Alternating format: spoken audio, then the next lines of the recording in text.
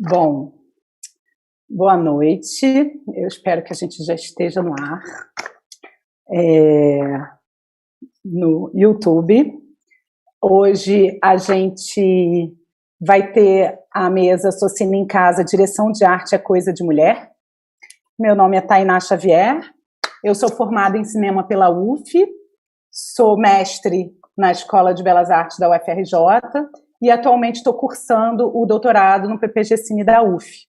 Eu atuo na produção e direção de arte há mais de 20 anos e desde 2014 estou me aventurando na experiência da docência de direção de arte. Eu faço parte do coletivo Brada, Diretoras de Arte do Brasil, e gostaria de começar agradecendo a Socini por manter, por organizar, por inventar esse espaço aqui, desse evento, que mesmo nesse contexto triste, de doença, de mortes, de afastamento, da impossibilidade da gente estar junto, trocando e também se abraçando, dançando, cantando no karaokê, a gente manteve a possibilidade de conversar e trocar e seguir, né, pensando o cinema e conversando com outras pessoas, e numa certa medida a gente ganhou outras possibilidades, como a possibilidade de ter hoje com a gente aqui a Maíra Mesquita, que eu também queria muito agradecer, ter topado embarcar nessa aventura comigo. Queria agradecer aos colegas pesquisadores da direção de arte e proponentes do seminário temático Estética e Teoria da Direção de Arte Audiovisual, que estão junto comigo, né? A gente tem feito da Socini um espaço de construção para esse campo de investigações da área da direção de arte dentro dos estudos do audiovisual. Então, são pessoas muito queridas e é muito bom estar com vocês inventando esse campo. É isso, queria também aproveitar para celebrar a existência da recém-criada Brada, um novo e potente espaço de trocas e lutas em favor da direção de arte, da equidade, solidariedade e cooperação no cinema e audiovisual brasileiros, né? E a Brada vem me brindando com uma série de mulheres incríveis, diretoras de arte, Maíra é uma delas, né? Desde as nossas primeiras conversas coletivas por WhatsApp, a gente já foi percebendo uma certa afinidade feliz, assim, de olhares, e a gente está aqui hoje é consequência disso. A Maíra Mesquita é formada em cinema pela FAAP em 2006, fez a direção de arte de inúmeros curta-metragens, como Sobre a Maré, de Guilherme Martins, Os Sapatos de Aristeu, de René Guerra, assinou a direção de arte de diversos longas-metragens, como Periscópio, do Kiko Goifman, Boi Neon, Gabriel Mascaro, Corpo Elétrico, do Marcelo Caetano, além de séries, peças de teatro e espaços de convívio. Paralelamente, desenvolveu trabalhos autorais em performances e artes visuais e atualmente desenvolve pesquisas de mestrado na ECA USP. Maíra, queria passar a palavra para você, por favor. Boa noite. Queria primeiro agradecer você, Tainá, por esse convite. Acho que foi uma troca muito legal. A gente se conheceu na Brada, né? E agradecer a Brada também, porque realmente é um espaço que a gente tem tido trocas muito importantes e vivas. E agradecer a Socini por esse espaço. Acho que a gente, como diretora de arte, a gente tem muita coisa para falar e falta, assim, espaço, então é uma coisa muito feliz isso. E é isso, obrigada. Que bom, que ótimo. Então, gente, eu vou pedir primeiro desculpas. Eu queria, inclusive a gente, quando pensou essa sequência de lives lá no grupo do ST, a gente pensou num primeiro momento conversas mais leves, bate-papos mais descontraídos, mas esse tema não me permitiu essa descontração, assim. Queria pedir desculpas, eu vou ler um pequeno texto, e eu senti essa necessidade de escrever para arrumar uma série de pensamentos que estavam perdidos, estavam difusos, e que vinham juntos também com experiências vividas, né? Esses pensamentos, eles começam a acontecer nesse exercício da docência e nesse exercício do diálogo com turmas da UNILA, essa ideia, conversando e trocando, foi surgindo na minha cabeça desse paralelo da direção de arte com o lugar da mulher. E nesse contexto, uma estudante foi importante para me ajudar, para me convencer de que tinha algum sentido nisso que eu estava pensando, que foi a Carla Amaro Carbone, uma estudante uruguaia querida, lá da UNILA, que desenvolveu um artigo no processo de TCC dela, usando um outro referencial teórico, mas ali naquele momento, a partir da coragem da Carla, eu percebi que valia a pena seguir pensando e, enfim, continuarei pensando. Essa é uma primeira arrumação das ideias aqui. Então, eu vou compartilhar uma tela aqui com vocês. Que você me diz, Maíra, se já está direitinho aí para você, tá? E vou começar aqui. Então, a pergunta que move essa conversa, direção de arte é coisa de mulher, surge como uma provocação, ao mesmo tempo em que ecoa muitas outras perguntas sobre o lugar das mulheres em diversos espaços de nossa sociedade. Essas perguntas, que começam como sensações individuais de incômodos e percepções da existência de barreiras veladas, aos poucos vão se tornando constatações coletivas da existência de estruturas desiguais, na medida em que pesquisas e levantamentos apontam as distorções da nossa sociedade. Segundo o último informe de participação feminina no audiovisual brasileiro, lançado em 2019 pela Ancine, há 57% de presença feminina na direção de arte em obras audiovisuais brasileiras com CPBs emitidos no ano de 2018. Por ser a área com maior presença de mulheres em equipes do audiovisual brasileiro, poderíamos começar respondendo à pergunta: direção de arte é coisa de mulher? No entanto, o informe de diversidade da mesma agência, divulgado em 2018, que analisa créditos de 142 longas-metragens brasileiros lançados comercialmente em salas de exibição no ano de 2016, aponta que mulheres sozinhas, sem dividirem a direção de arte com homens, assinaram apenas 5,6% da direção de arte desses títulos levantados. Esse gráfico aqui, onde as mulheres são esse laranjinha aqui, já nos dizem que direção de arte não é coisa de mulher. A rápida aglutinação de mulheres diretoras de arte em um coletivo nacional como a Brada, que conta atualmente com 140 participantes, e aí agradecer a Mari Cavalcante, que me atualizou esse número recentemente aqui, mais uma Brada maravilhosa. Por si só reflete a importância da atuação das mulheres nessa área em nosso país.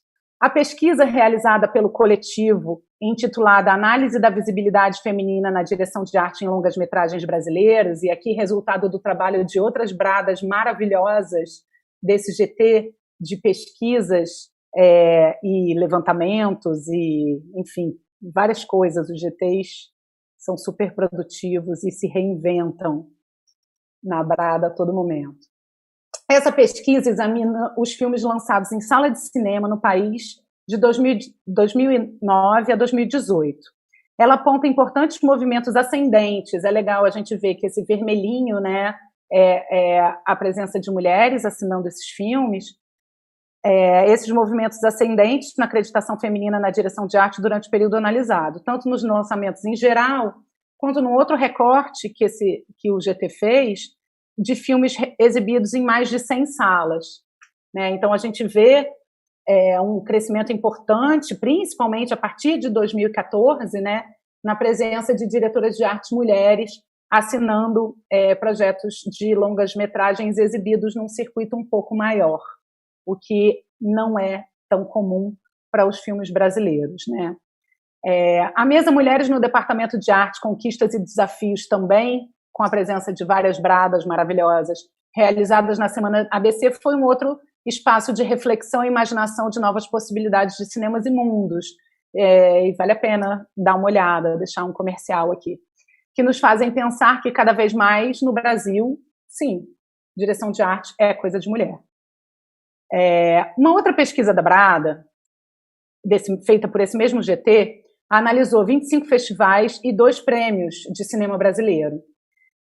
Os resultados refletem tanto a ausência de premiação de direção de arte entre categorias técnicas, né, e esse gráfico aqui mostra que do total de festivais levantados na pesquisa, a pesquisa completa está lá no site da Brada, 56% dos festivais, né, um pouquinho mais da metade, não premia categorias técnicas, né, mas desses 44% que premiam categorias técnicas, tem uma grande quantidade que não premia direção de arte, premia outras categorias técnicas, né? Então, 15% desse universo de festivais e premiações levantados não premia direção de arte, embora premie outras categorias técnicas, como direção de fotografia, som, enfim. Então, esses resultados refletem isso num primeiro momento, e num segundo momento refletem a ausência de premiação para diretoras de arte mulheres em muitos festivais e premiações. Eu não vou me deter tanto sobre os números, para não ficar longa demais, a pesquisa está lá no site, mas levando em conta de novo, né, que os vermelhinhos aí são a participação das mulheres nessa premiação, a gente vê que só o CinePE, né, tem um certo equilíbrio, digamos assim, na concessão de prêmios à presença atual das mulheres na direção de arte no cinema brasileiro, segundo o levantamento da Ancine. Sabemos que as premiações são chancelas de visibilidade, que garantem alguma circulação para os filmes e valorização dos seus profissionais. O reconhecimento da baixa ocorrência de premiações para diretoras de arte mulheres nos faria deduzir, de novo, que direção de arte não é coisa de mulher. Mas aqui a gente tem um primeiro paradoxo, né? Se a direção de arte é a equipe com o maior número de mulheres no cinema brasileiro, e se nessa área a presença feminina não se reflete na visibilidade de suas criações, será que a pergunta que a gente deve fazer é outra? Será que a pergunta que a gente deve fazer é: cinema é coisa de mulher?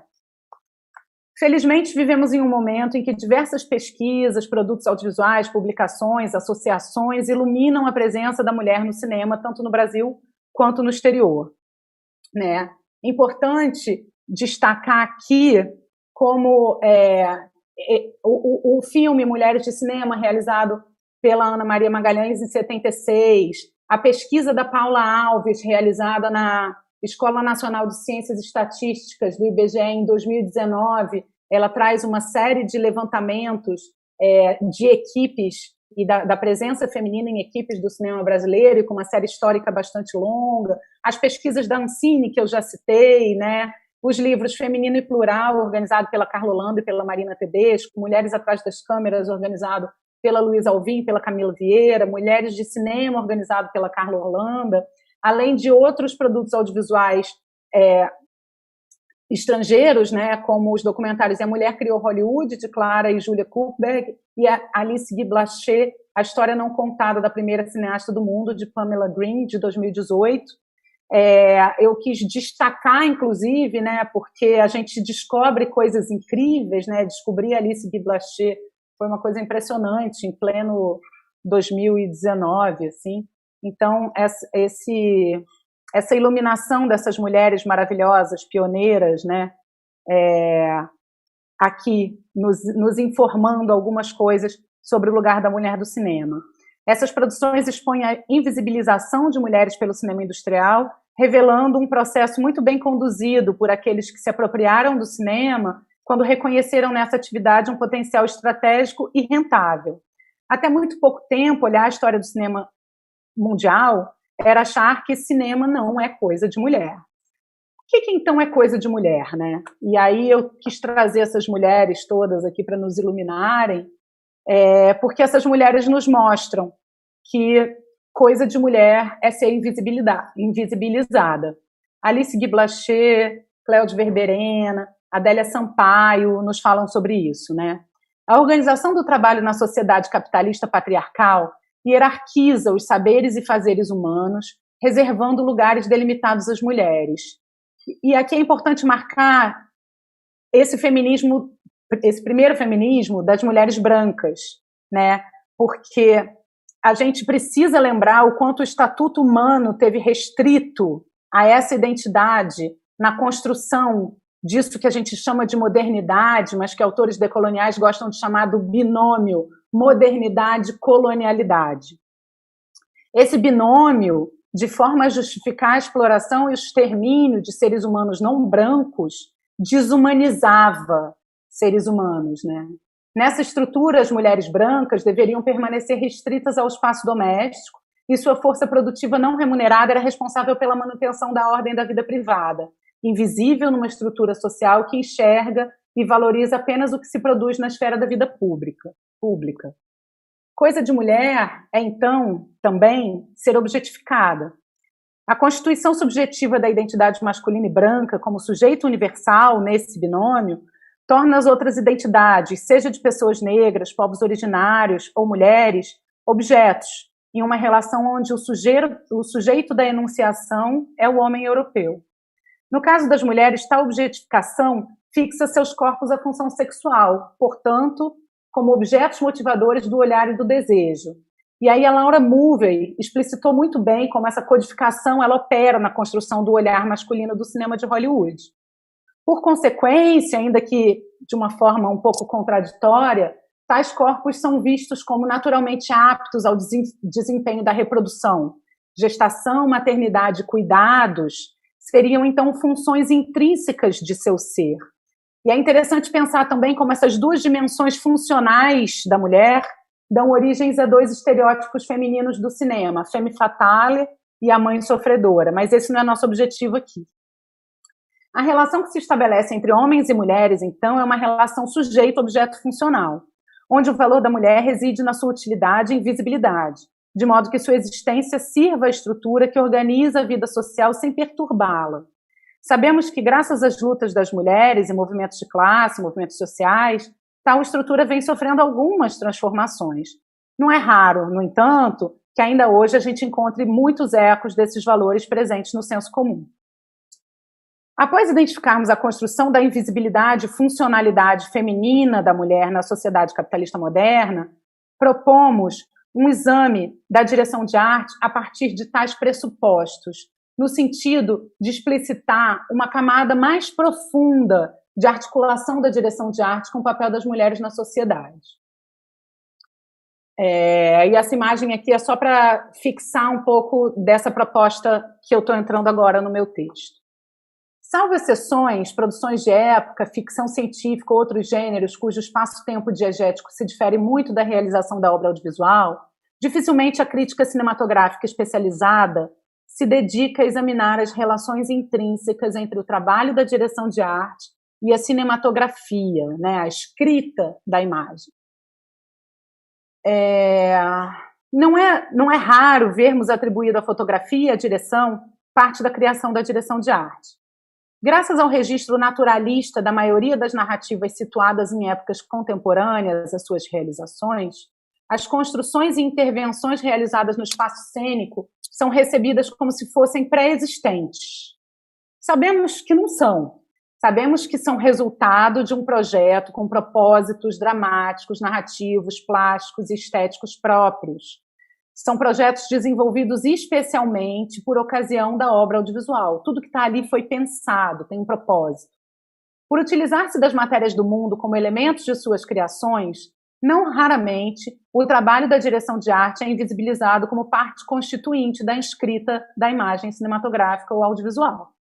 Assim como se fizeram invisíveis os saberes e fazeres que mantiveram o espaço doméstico em um funcionamento não creditado nas narrativas dos êxitos da modernidade, se fazem também invisíveis as operações, saberes e fazeres responsáveis pela estruturação do espaço cênico audiovisual, em sua materialidade plástica e espacial, muitas vezes definidora de possibilidades de registro, mise-en-scène e de sensações que nos afetam para além da imagem. Como desdobramento da invisibilidade explicitada, a direção de arte é uma área, ainda hoje, inexistente em muitos cursos de cinema e audiovisual, não creditada em materiais de lançamento de filmes, em mostras, como a Mostra de São Paulo que está acontecendo atualmente. Também nos estudos de cinema e audiovisual podemos reconhecer a rara ocorrência de pesquisas nessa área, e aí que bom né, que temos aprovado o primeiro seminário temático dedicado ao exame da direção de arte na Socini, aprovado agora em 2020, que já se realiza, numa certa medida, nessa sessão de lives que aconteceu nessa semana, né, e que também se realizará nos encontros de 2021 e 2022. Mesmo aqueles que convivem no dia a dia com o trabalho das equipes de arte, não é raro notar diferenças de hierarquia e muitas vezes de remuneração entre essa equipe e outras equipes técnicas responsáveis pela concepção e concretização da imagem. Infelizmente, também não é incomum que haja algum desprezo pela necessidade de intervenção da equipe de arte no set, não raro taxado de supérflua, frescura, perfumaria, futilidade, coisa de mulher. A partir da acepção trazida por Teresa de Lauretis, utilizamos a metáfora da mulher da direção de arte, entendendo o gênero como um termo classificatório. E trazendo aqui as palavras da autora, eu cito: o gênero constrói uma relação entre uma entidade e outras entidades previamente constituídas como uma classe. Uma relação de pertencimento. Assim, o gênero atribui a uma entidade certa posição dentro de uma classe. E, portanto, uma posição vis-à-vis outras classes pré-constituídas. Assim, o gênero representa não o indivíduo. Eu não digo que direção de arte é coisa de mulher porque eu sou mulher e faço direção de arte, né? Assim, o gênero representa não um indivíduo, e sim uma relação social. Fim da citação. É nisso que o paralelo direção de arte mulher é defendido aqui. Entendendo o aspecto relacional do gênero, recorreremos ao exame de Charles e Mirella Afron no livro Sets in Motion, que foi um livrinho assim que virou um certo livrinho de cabeceira, assim, que mudou a minha vida, eu posso dizer.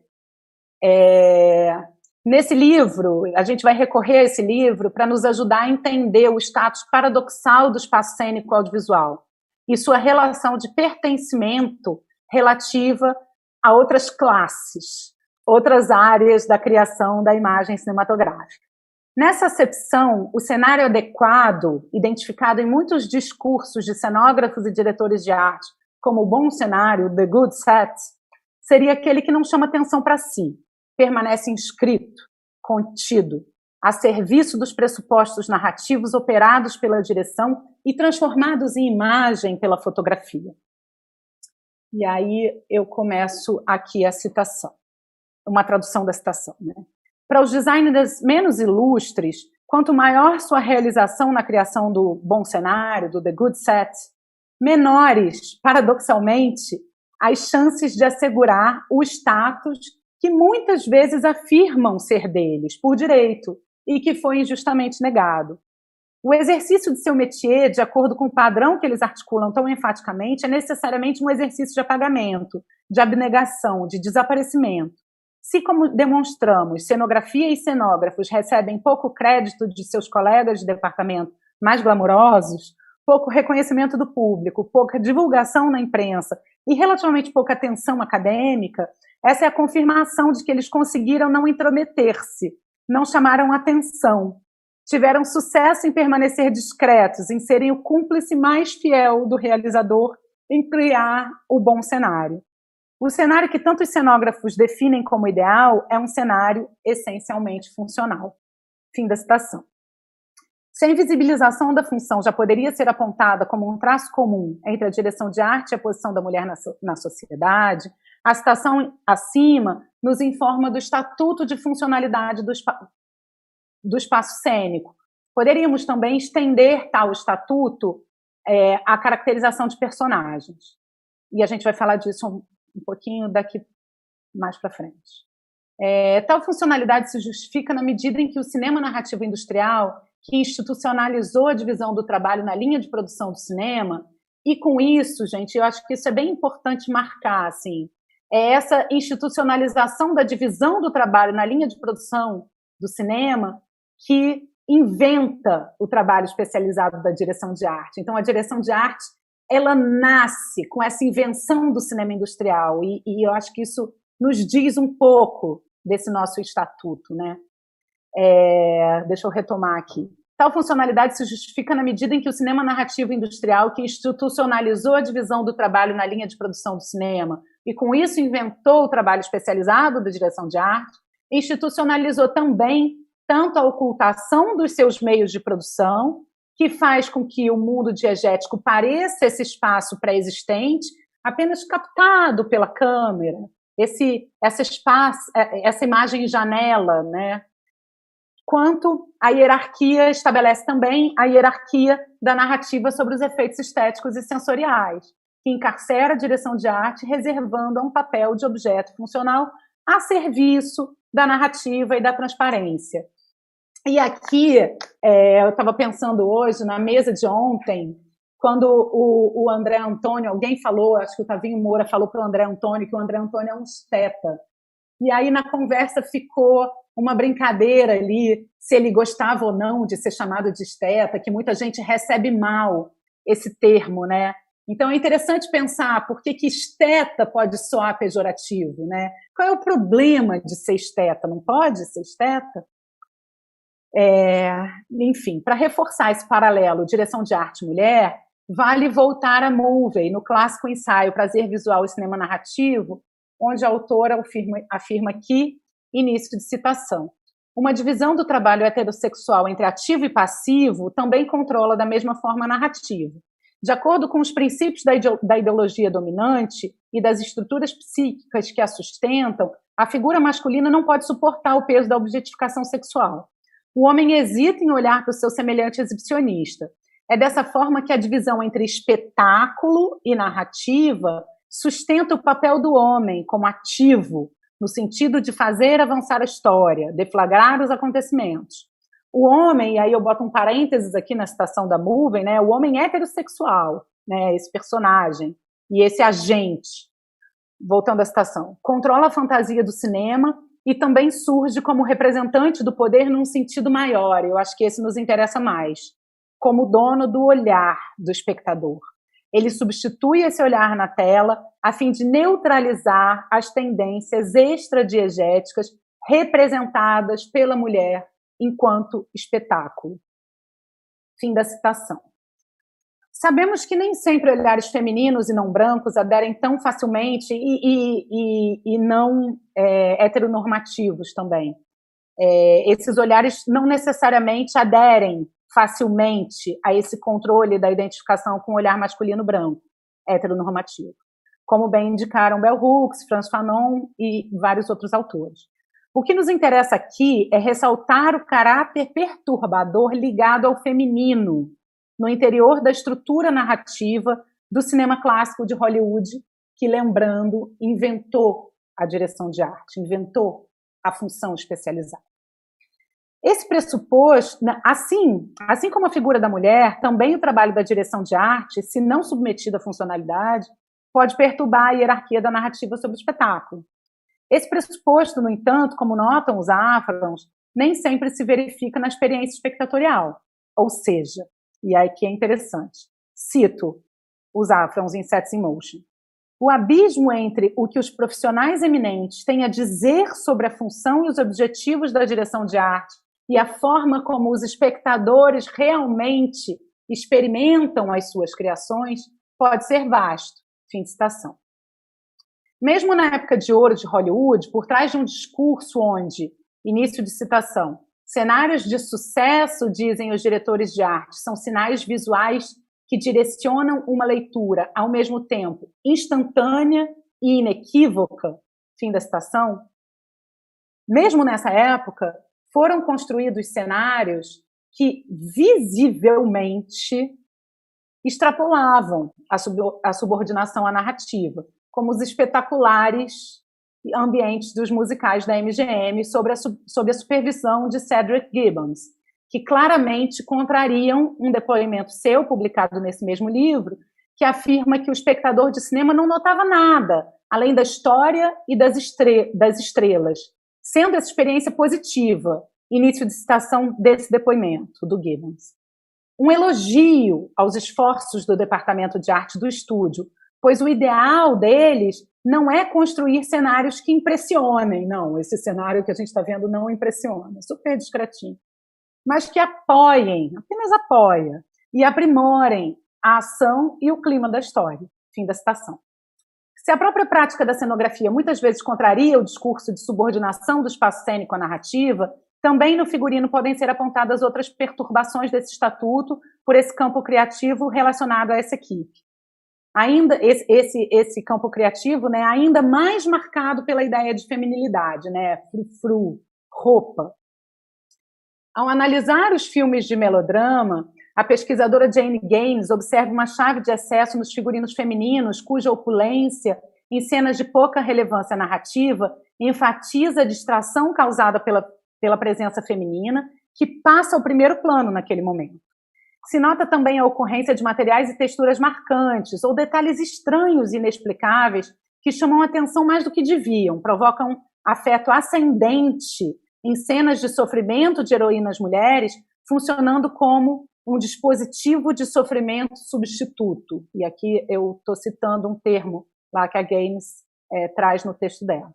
Isso contraria a máxima da figurinista estrela de Hollywood, Edith Head, de que o figurino não deve suplantar a interpretação em cenas dramáticas. Tem um videozinho que a Gaines cita aqui nesse texto, que a Edith Head meio que dá uma aula de figurino, e ela vai analisando, vai lendo uma cena no roteiro e vai pensando no croquis daquela roupa, e ela fala, ei, aguarde um minuto, a personagem vai chorar. Então, nada no figurino pode distrair desse momento dramático. Enfim. Então, a Gaines também percebe uma certa contradição entre discurso e prática aqui. Assim como Gaines observa que o Estatuto de Unidade e Soberania Narrativa sobre o figurino se altera no melodrama, também Charles e Mirella Afron observam que há diferentes níveis de transparência na relação cenário-narrativa, expondo que a tão defendida funcionalidade da direção de arte, na prática, nem sempre é tão funcional e tão invisível quanto se propaga. Tais teóricos apontaram, através do exame de elementos da direção de arte de filmes narrativos, que há brechas nesse domínio, onde, inclusive, embelezamento e artifício podem se sobrepor à transparência na construção dos universos diegéticos. O modelo hollywoodiano é questionado pelos cinemas do pós-guerra, do pós-segunda guerra, que problematizam o estatuto mimético, explicitam o artifício da construção da transparência e questionam a estrutura de olhar particular que conformou o cinema clássico. Questionam-se também os códigos particulares que regem essa linguagem. Essas cinematografias proporão, então, uma série de perturbações e modificações das hierarquias estabelecidas. Nesse contexto, no cinema brasileiro, um outro paradoxo atinge a direção de arte. O posicionamento estético-político de realizadores do cinema novo, frontalmente opositor às estéticas hollywoodianas, encontra no sistema de estúdios um modelo a ser atacado como alienante e imperialista. Por extensão, esse ataque resvala na direção de arte o estigma da enganação, do falseamento do real, dos quais tais estéticas buscavam se descolar. Ainda num segundo momento, filmes produzidos no contexto do cinema novo tenham encontrado grande potência no uso da alegoria, na carnavalização, no artifício. A fortuna crítica que engrandeceu essa cinematografia pouco se debruçou sobre a importância estrutural de cenários e figurinos na conformação de tais estéticas. Interessante relembrar aqui a mesa de terça-feira, né, um filme sem diretor de arte tem direção de arte, né, onde estavam Benedito Ferreira e Beth Jacob. Nessa mesa foi destacada a participação do Luiz Carlos Ripper e do Anísio Medeiros nessa filmografia. Na mesa de ontem também apareceu a referência do Macunaíma para o Otavinho Teixeira, então isso também me ajudou a escolher essa imagem aqui. Benedito e Beth destacaram a participação desses profissionais e destacaram também o desaparecimento do crédito de direção de arte concedido ao Ripper, né, nos filmes do Nelson, É o Justiceiro, de 67, e Fome de Amor, de 68. O Benedito traz isso e traz algumas hipóteses interessantes para isso, e me parece que esse sumiço, ele diz alguma coisa para a gente está desvendando ainda, mas ele nos fala sobre essa certa ideia de que a direção de arte traz em si, traz no termo, traz na acreditação alguma coisa que, de repente, não era tão bem-vinda dentro do contexto do cinema novo. E dentro até mesmo do próprio entendimento das práticas desses profissionais. Outro fato interessante a se destacar, e, gente, eu já estou acabando, eu juro, não era para ser muito longo. Outro fato interessante a se destacar sobre mulheres e direção de arte no cinema novo, a informação trazida pela pesquisa da Cássia Maria Fernandes Monteiro, que pesquisou a atuação da Lina Bobardi no cinema, de que a arquiteta teria participado de parte das filmagens de Deus e o Diabo na Terra do Sol. Cássia nos informa que Lina sugeriu locações para algumas cenas e chegou a interferir em parte do trabalho de Paulo Gil Soares em Deus e o Diabo na Terra do Sol.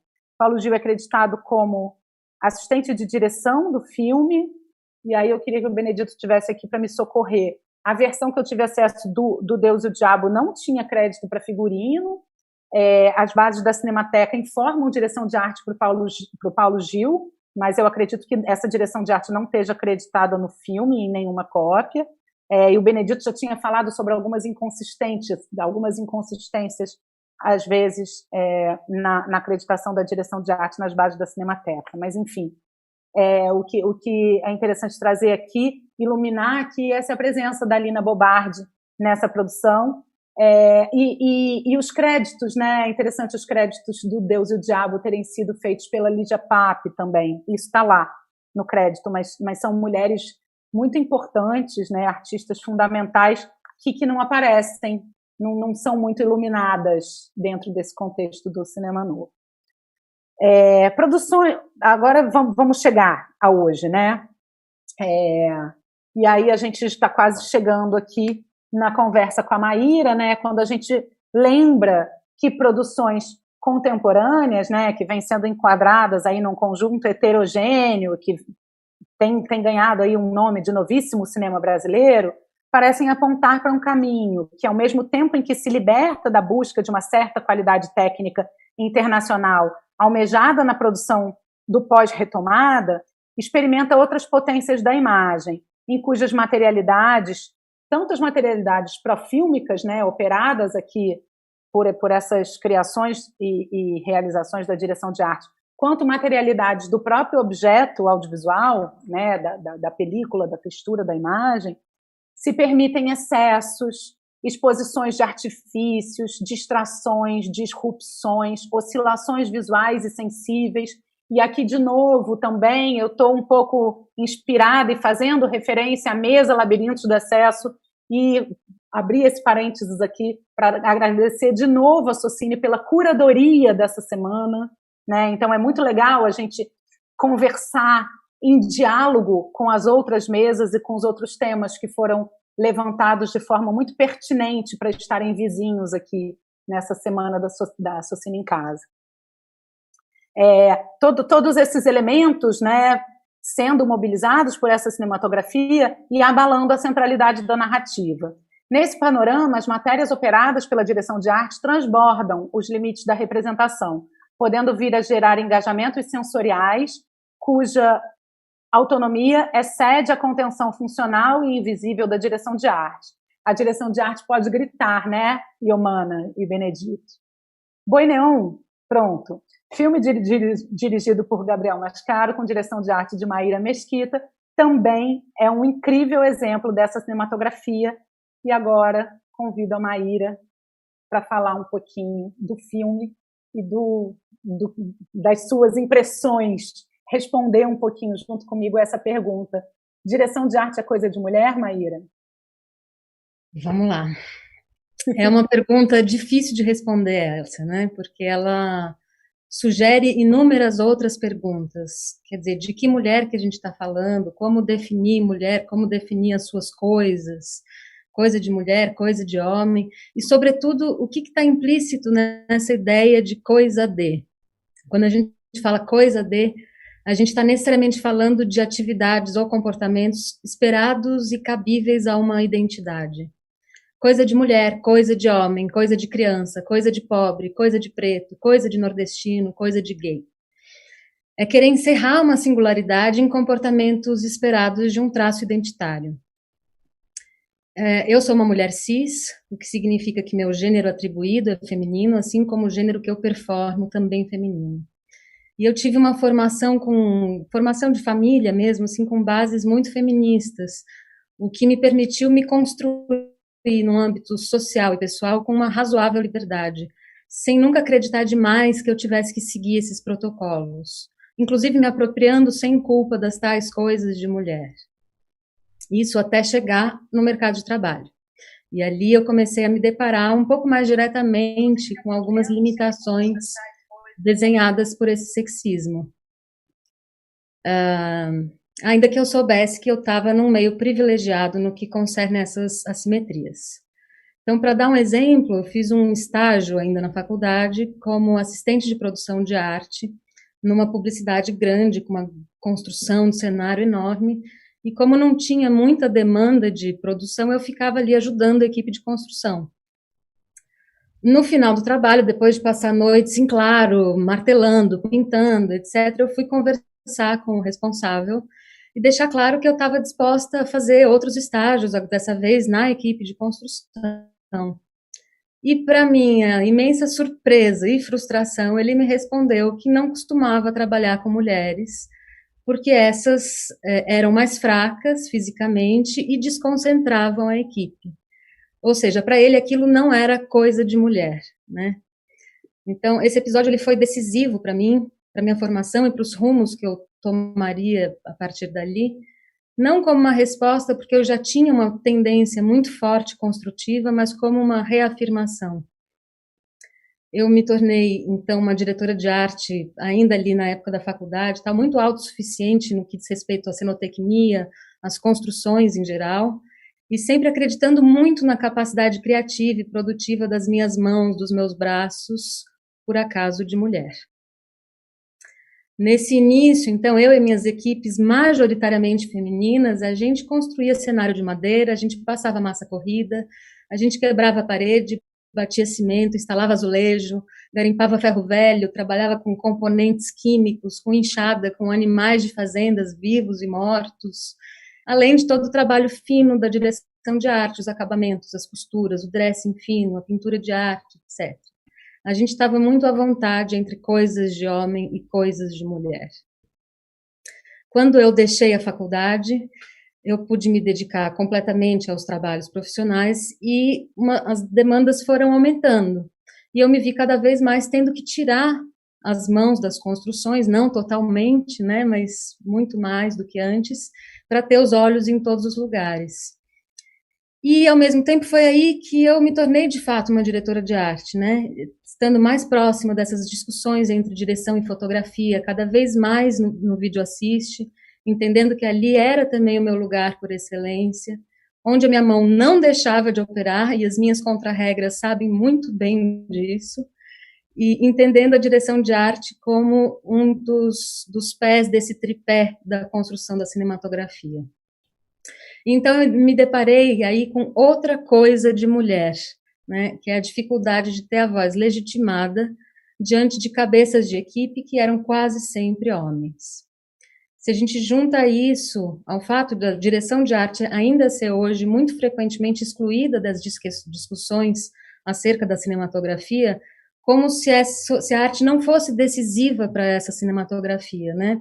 Como se aquilo que a gente construísse fosse um espaço pronto, descolado desse olhar, que esse olhar queria recortar livremente essa materialidade, gerando o discurso. Como se a materialidade tivesse ali disponível para qualquer construção, qualquer tipo de construção do olhar, e que as escolhas que realmente importam fossem feitas e delimitadas apenas pela parte idealizável e imaterial desse processo, luz, quadro, duração. Como se a materialidade não conformasse, não sugerisse, não desse limitações e possibilidades as mais cheias de significado para essa cinematografia. Então, essa ideia, e quando eu falo da materialidade, eu estou falando dessa materialidade profílmica, né? Essa ideia que separa a materialidade e a cinematografia remonta a uma cisão antiga que divide trabalho braçal e trabalho intelectual. e traça uma hierarquia muito clara entre mente pensante e mão executora, né? Hierarquia, herança inclusive do nosso passado escravagista. Há aqueles que executam, que cuidam, que constroem, e há aqueles que pensam, estudam, decidem. E muito, essa cisão, ela coincide com uma separação dos gêneros, já que a mulher está historicamente ligada à materialidade através do corpo, da casa, da maternidade. Então, aquilo que é da ordem do material, tanto a mulher quanto a natureza, está para servir. Tem essa tendência a uma funcionalidade passiva, tá? À disposição de um sujeito que vai vir para dar forma, para dar sentido a partir da sua vontade. Para falar mais sobre isso, eu vou trazer o pensamento de um antropólogo chamado Tim Ingold, que no seu livro Making faz uma crítica e uma desconstrução do modelo ilemórfico. Esse modelo ilemórfico, ele pensa a criação das formas subordinadas a um projeto, a um desenho. Esse projeto conteria a forma na sua totalidade. De novo, numa hierarquia muito clara entre ideia e execução. E tomando o fabricador, aquele que faz com as mãos, um mero executor desprovido de decisões. E os materiais, por sua vez, como brutos e amorfos, disponíveis à espera de uma inteligência humana, inteligência essa separada da natureza da matéria, que dê contorno e utilidade para ela. Essa concepção de criação é fruto de um ponto de vista específico e ideológico, de quem tem a ideia e não a executa. O autor, ele avança e ele propõe que a gente olhe para os objetos de uma perspectiva mais processual, e ao mesmo tempo reivindicando tanto aos materiais quanto aos fabricantes, aos fabricadores, as suas devidas partes ativas na criação da forma. Ele explica como a criação de uma forma qualquer não consiste apenas nessa execução ipsis literis de um projeto previamente concebido, mas também, ao mesmo tempo, no fluxo tátil do trabalhador, do trabalho do fabricador, e nas correspondências desse fluxo do fabricador com o fluxo de desenvolvimento dos materiais. Todas essas instâncias determinam a forma sem hierarquia, num processo de crescimento conjunto, um processo de tornar-se da forma. E o projeto em si, projeto como desenho, a gente poderia falar do roteiro, por sua vez também não é mais que a captura de um outro fluxo, né? O projeto é um rastro material de um encadeamento de ideias em constante movimento, que não para. E esse rastro material é uma antecipação de um futuro, um sonho de futuro, mais do que uma determinação. O projeto possibilita um olhar distanciado de um todo, enquanto o fazer se constrói a partir de pequenas antecipações de cada passo na construção da forma. Então, a gente pode entender a construção física da direção de arte como participante desse fluxo de crescimento da forma do filme, de tal maneira que seria impossível desmembrá-la do discurso da imagem. Muito intrincado também com a direção de arte, no que concerne a essa materialidade, está o trabalho dos atores. Espaço e corpos compõem essa construção material que será capturada por uma objetiva. E não é à toa que, muitas vezes, o cinema também trata o corpo do ator como essa materialidade alienada de certas partes do processo de criação, como uma criança que pode ser manipulada inconscientemente, conduzida no processo, imersa nesse espaço real que supostamente não constrói cinematografia. O que vai para a montagem seria resultado das ideias mentais, dos cabeças de equipe. E aí a gente pode pensar um pouco que teor que tem esse termo, né, cabeça de equipe. Os que iluminam, escondem, enquadram e desenquadram, deixam fluir ou entrecortam. Com um pouco de atenção para esse processo, é fácil perceber que grande falácia está em curso nessa concepção de construção cinematográfica. Atores e arte oferecem não apenas limitações e resistências, mas sugerem formas, afetações que também determinam a imagem do filme. E agora eu vou compartilhar minha tela com vocês. Espera aí.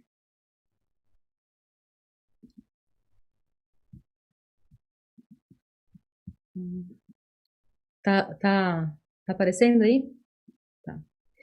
Para falar um pouquinho, então, do Boi Neon. que se relaciona com essas questões em muitos pontos, né, da experiência vivida ao discurso da imagem. O Boi Neon é um filme do Gabriel Mascaro, em que eu assinei a direção de arte, e o filme acompanha um grupo de trabalhadores braçais das vaquejadas. A vaquejada é um esporte muito popular no interior do país, principalmente ali no Nordeste, em que vaqueiros montados nos seus cavalos devem derrubar um boi puxando o seu rabo. Esse esporte se tornou uma festa, acompanhado de shows, barracas de comida, leilão de cavalos, etc. E movimenta muito dinheiro anualmente no Brasil. O filme mostra o backstage da festa, o curral, o local em que esses bois esperam e são preparados para a pista e para os vaqueiros.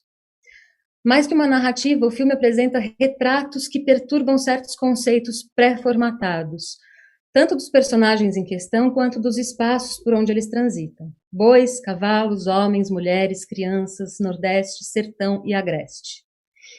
E para construir essas perturbações, o filme se vale de alguns clichês, as tais coisas que eu mencionei ali no início. Utilizando e quebrando esses clichês continuamente, o filme vai alimentando e desertando as nossas expectativas em relação às identidades ali apresentadas.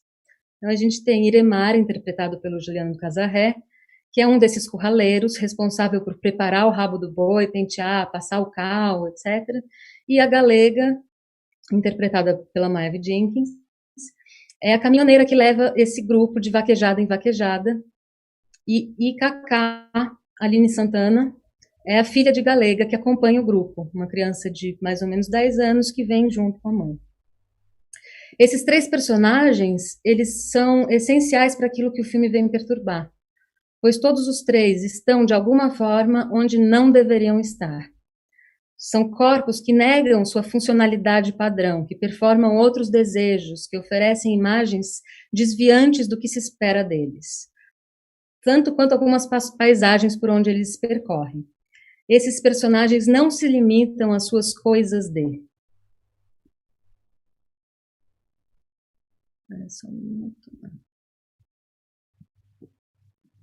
Então, no deslizamento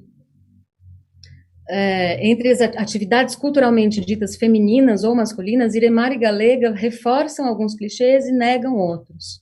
Galega faz coisas de homem, dirige caminhão, lida com ferramenta, constrói estrutura de moradia provisória, trabalha com os bois, mas também acumula as coisas de mulher, faz a comida, parte da limpeza e cuidados com a filha. Iremar também faz coisas de homem, né, todo o seu trabalho no curral, o trabalho braçal com os animais, etc., mas também faz coisas de mulher.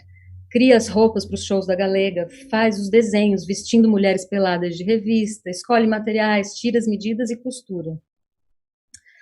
Todas as atividades pelas quais os personagens passeiam no filme foram experimentadas pela direção de arte. A equipe de arte do Boi Neon, de 7, era composta por mim, como diretora de arte, pela Paloma Mecosi, como assistente de arte, e Camila Pessoa, como estagiária.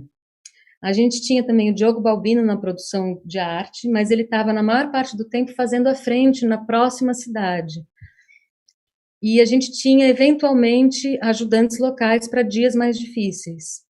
A Flora Rebolo também fez o figurino, e ela teve assistente durante a pré-produção, mas na filmagem ela estava sozinha. Então, a gente se ajudava muito, a gente ajudava muito ela e ela ajudava a gente. Então, durante a filmagem, tanto nós... desculpa. Então, o trabalho da arte, a preparação e o acompanhamento do set era basicamente feito por essas mulheres.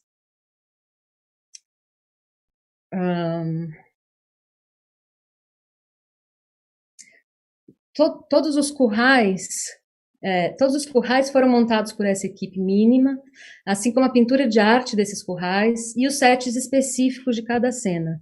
A gente lidava com tudo aquilo que os personagens lidavam. O caminhão, que também servia para transportar os bois de cena, a gente lavava a cada nova locação. Os rabos de boi que Iremar pinta de dourado, a gente conseguiu esses rabos, a gente secou eles, a gente manuseava e a gente convivia com aquele cheiro de carniça que saía dali. A bosta de boi ao qual os personagens se referem tanto também era um material corriqueiro no nosso dia a dia. A gente compartilhava as ferramentas da Galega e a gente teve que aprender tudo sobre o trato dos bois. De outro lado, a gente também criava essas colagens das pranchas de referências do Iremar, o seu cantinho de costura, os desenhos na revista de Mulher Pelada, com o rasgo que acontecia em cena no lugar certo, a preparação da cozinha, o dressing das refeições feita pelos personagens, os cuidados que alguns tinham com o cabelo, com os pelos, com o perfume, tudo isso era preparado por nós. Então, toda a perfumaria, sim, mas toda a sujeira também passava pelas nossas mãos diretamente.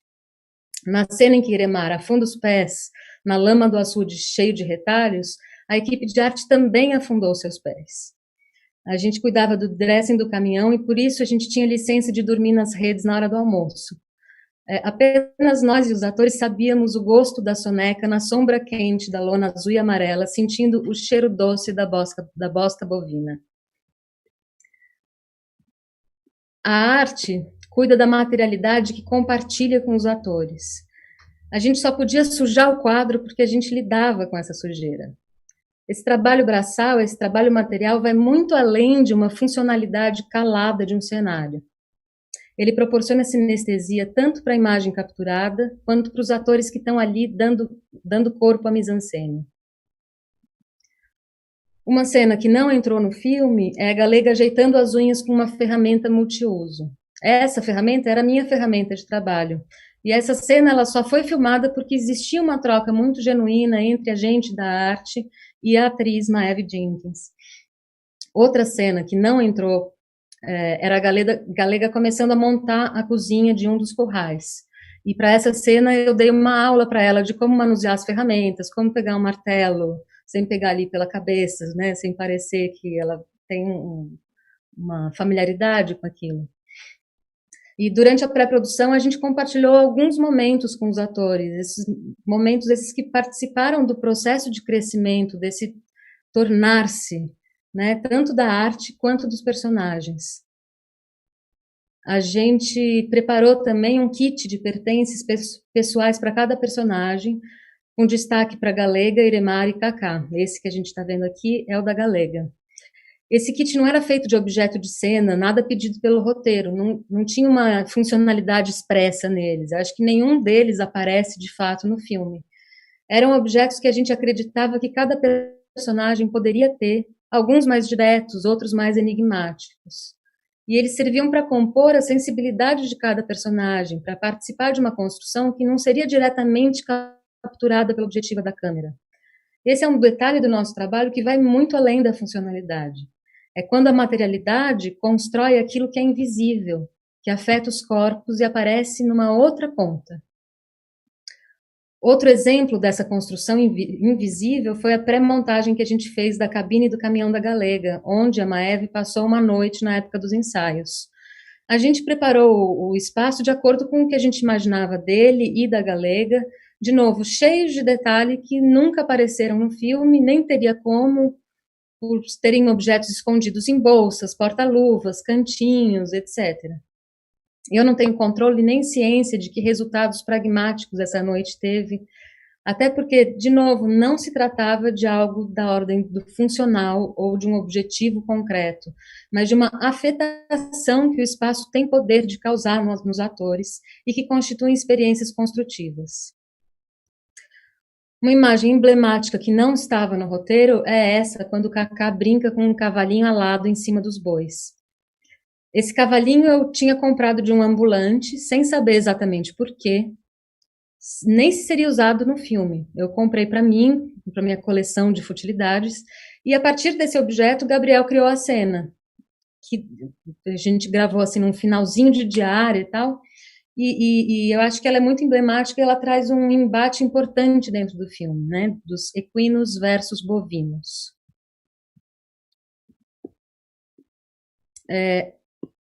Essa diferença ela fica muito clara se a gente confrontar dois projetos que a arte desenvolveu para o filme. O projeto para a pista e o projeto para o curral de uma das vaquejadas. A gente ia filmar isso em locações diferentes, a pista seria filmada de forma quase documental numa vaquejada real. Eu digo quase porque a gente fez uma grande interferência de arte, né, na saída do boi, ali A gente criou esse painel com um cavalo de espelhos, com um globo de espelhos, etc. E esse projeto ele iria passar por diversas instâncias dentro da administração da vaquejada, e por isso a gente fez um projeto bem feito, detalhado, bem acabado. Já o curral seria filmado numa arena desativada, e a gente teria um acesso muito mais livre, né, esse espaço, mas exigia mais trabalho com os detalhes, limpeza do local, e conseguir trazer a dinâmica viva dos currais para esse espaço vazio e abandonado. Com a falta de tempo e equipe escassa, o projeto do curral ele se resume a algumas fotos com marcações em garranchos, uma planta esquemática feita em 20 minutos e um teste de montagem que a gente fez durante a pré. Esse espaço era improjetável, né? Já que era muito calcado na bricolagem que a própria Galega podia fazer a partir das suas próprias aptidões técnicas, que eram as nossas aptidões técnicas, e usando os materiais que ela podia coletar nas suas andanças, que também eram as nossas andanças.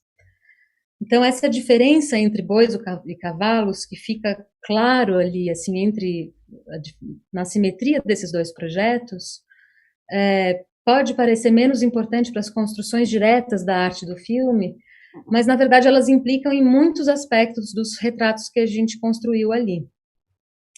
Logo que eu entrei no filme, antes ainda de começar a pré, eu fiz uma pesquisa enorme sobre a diferença nas representações de equinos e bovinos ao longo da história da arte europeia, sobretudo, né?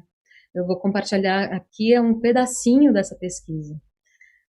Naquela altura, eu cheguei a algumas conclusões sobre como o cavalo era retratado como extensão do homem, uma propriedade, mas individualizada.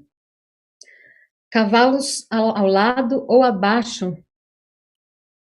Desculpa, gente. Cavalos ao lado ou abaixo dos seus donos, altivos, belos, habilidosos, imagem da força e do engenho humano. Já os bovinos, que nesse caso podia ser boi, búfalo, touro, eram retratados com mais frequência em bando, mesclados com a paisagem, terra e boi sendo apenas propriedade, matéria pura. Seja para o abate ou força de trabalho, os bois representavam uma massa amorfa, pronta para ser utilizada, sem identidade nem peculiaridades. E ao revisitar essas imagens agora para essa fala, eu percebi também como normalmente os cavalos são retratados ao lado dos seus donos homens, né, os patronos da terra. Ao contrário, as mulheres aparecem com muito mais frequência entre os bois, não as senhoras das terras, mas as camponesas servis, compartilhando dessa materialidade disponível. Bom, os personagens do Boi Neon não apenas estão com os bois das vaquejadas, mas eles próprios são análogos a esses bois. Deles se espera que façam coisas de boi e não coisas de cavalo. E aí reside uma das grandes potências do filme, com o perdão do trocadilho, dar nome aos bois. Iremar, Galega e Cacá não se contentam com o papel que lhes é entregue de carga pesada. Seus corpos buscam um outro lugar, inventado, não funcional, o lugar do desejo. É por isso que a cena de dança da Galega é tão emblemática. Ela se despersonaliza usando uma máscara, não do boi matéria, mas do cavalo, extensão do homem. Quando ela faz isso, a gente poderia, numa leitura rasa, dizer que ela está se objetificando, mas eu gosto de pensar nesse gesto da Galega como um gesto desejante. Ali ela está fora da função, fora do trabalho. Ali ela perde os gestos duros da mulher do curral e traz uma dança que quase não condiz com a sua personagem, também por se tratar de um gesto da atriz, que de certa forma se liberta da narrativa ali ela é ainda mais coautora. Seu corpo fragmentado perturba muita coisa. Aliás, a fragmentação do corpo e das identidades é um aspecto do filme que vai muito além da imagem. Assim como os personagens buscam suas próprias coisas, borram o que é seu e o que não deveria ser seu, também a equipe se borrava. A potência do trabalho da arte do Boi Neon estava em poder confundir os limites do que é cabível à arte. Gabriel era um diretor atento e disponível aos atravessamentos que a gente propunha e também aqueles que aconteciam com a gente, né? E da mesma forma, atores e equipes se contaminavam mutuamente. E os departamentos também. Muitas vezes se fragmentavam para atender as demandas do momento. Então, as mãos da equipe de arte carregaram equipamentos de elétrica e maquinária, assim como outras mãos que não as de arte bricolaram cenários conosco. É isso, gente, que eu tenho para falar hoje. Muito bom, Maíra, obrigada. A gente foi ficando tão feliz, né, conforme a gente ia conversando sobre isso aqui, e esse encontro com o Boi Neon, né? Boi Neon cada vez foi respondendo mais as nossas perguntas, né? Eu vou ler mais 3 parágrafos aqui para a gente abrir para as perguntas. Queria agradecer o Benedito, que me ajudou ali, sempre incrível e preciso, esclarecer o crédito do Terra em Transe, que o Paulo Gil assina como supervisor artístico. Obrigada, Benedito. Então, vamos lá. Só para a gente fechar aqui um pouco essa conversa e abrir para perguntas, que eu estou doida para conversar com todo mundo que está vendo aí. Eu vou também compartilhar uma telazinha só no finalzinho. Nos interessa notar a relação de muitas dessas equipes, como a equipe que Maíra lindamente relatou aqui, tanto em contextos de produção menos profissionalizados e hierárquicos, como é o caso de produções de fora do eixo Rio e São Paulo, quanto com a produção universitária, cujos egressos estendem as produções comerciais, vencedoras de editais, com apoio, né, de políticas públicas, suas estéticas e metodologias marcadas por limitações de recursos e experimentação.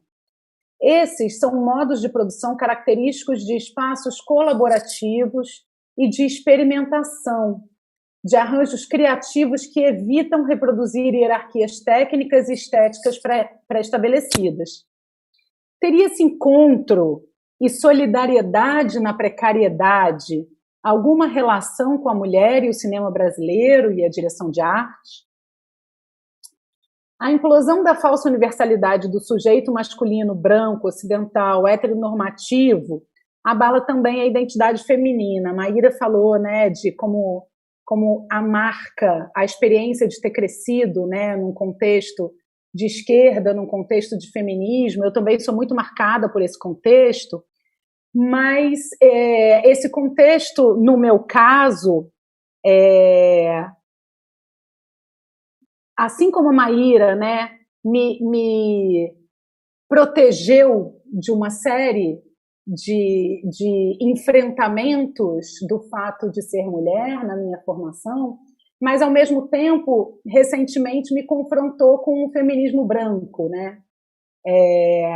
Eu, em determinado momento da minha vida, percebi esse clique, né? Que todo aquele discurso, principalmente de uma das minhas avós, era um discurso muito potente, muito importante, que foi muito formativo para mim, mas era um discurso do feminismo branco, né? Então, é interessante a gente pensar também, né, que toda essa implosão, ela também abala a identidade feminina branca, descentrada, particularizada pelos feminismos negro e lésbico.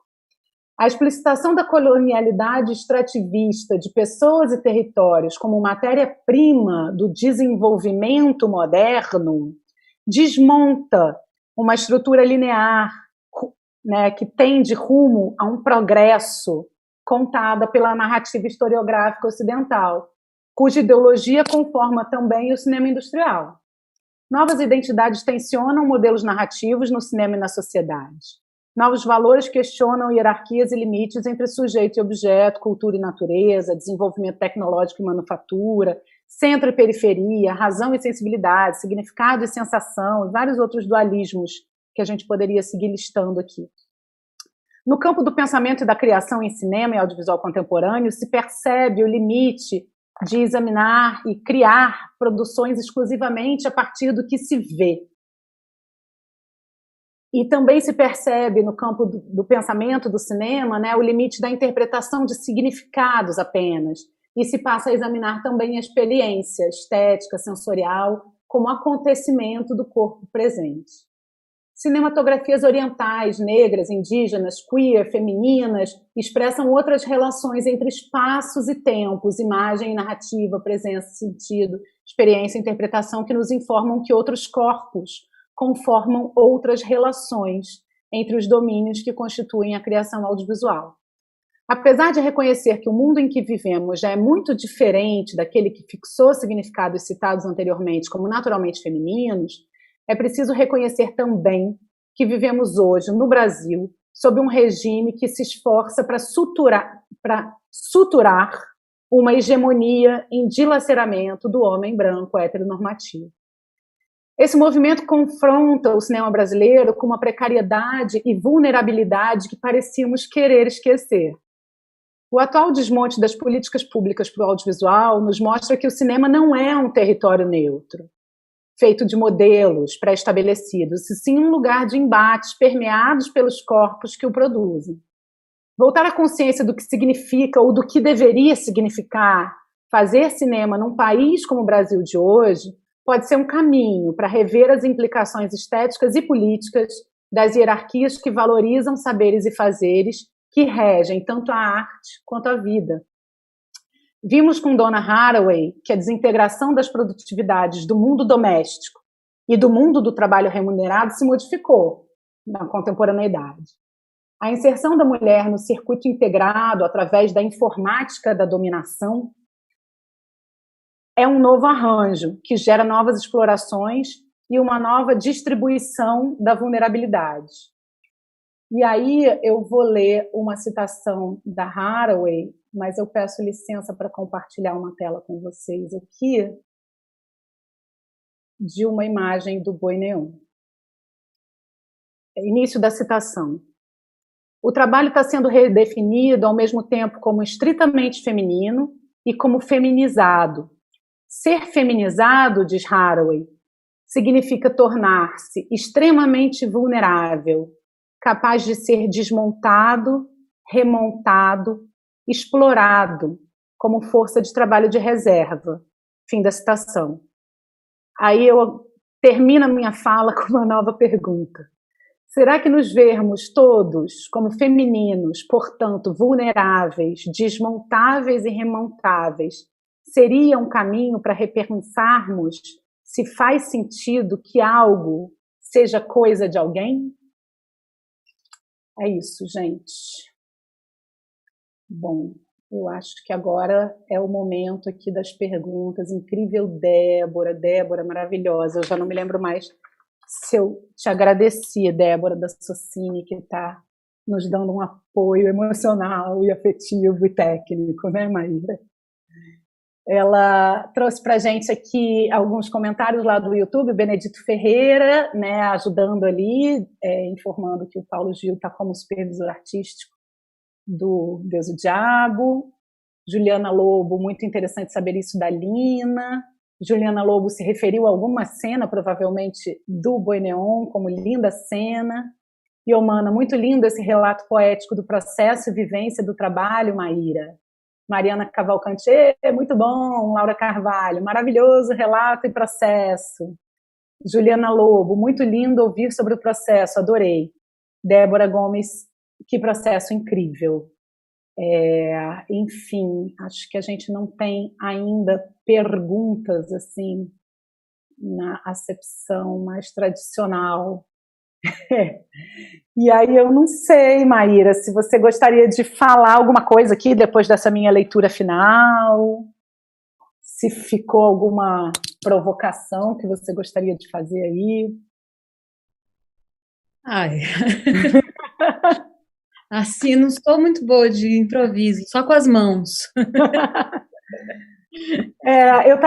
A gente estava conversando aqui um pouquinho, né? Eu acho que tem tantas relações interessantes aí entre o filme e toda essa conversa, né? E esse encontro com a Donna Haraway, esse corpo ciborgue, esse corpo que se mistura, né, com bichos e com máquinas, Tem uma outra citação da Haraway que eu acabei não botando, mas eu vou trazer aqui, né, que ela fala: talvez possamos ironicamente aprender baseadas em nossas fusões com animais e máquinas, como não ser o homem, com H maiúsculo, essa corporificação do logos ocidental. Enfim, o filme realmente instiga muito, e a gente fica pensando, né, como é que esse encontro, né, ele é resultado dessa certa receptividade a esses cruzamentos que você relatou lá do Gabriel, né, no processo.